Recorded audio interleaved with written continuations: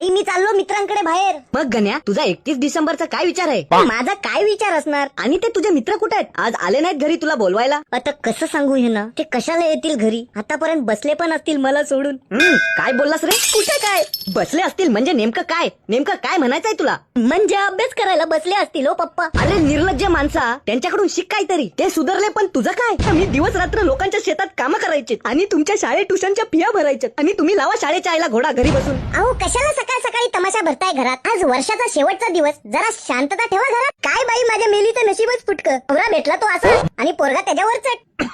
मग पार्टी वगैरे तुमची काय तयारी झाली का नाही? दारू वगैरे थोडीशी 30-60?